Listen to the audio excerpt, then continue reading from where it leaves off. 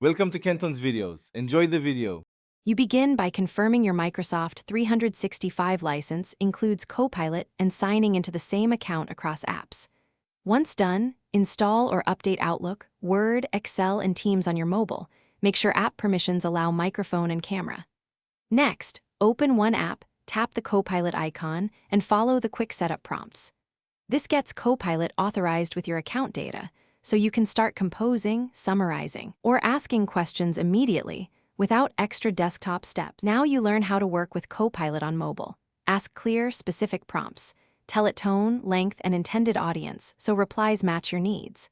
Once Copilot returns content, edit inline by accepting suggestions, asking for revisions, or requesting alternates, and use the undo if needed. Also, make sure to reference an open email, document, or calendar event. Copilot leverages that context to produce accurate summaries, draft replies, or action lists that save time on your phone. To finish, review all Copilot output for accuracy and sensitive info before sharing. You're responsible for what you send. Once satisfied, share drafts through Outlook or Teams, or save to OneDrive and use versions for rollback. If something goes wrong, Copilot won't respond or gives errors. First, confirm you're signed into the right account, app permissions are enabled, and apps are updated.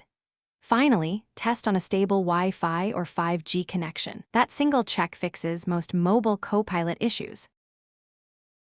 Thanks for watching. Consider subscribing if we helped you.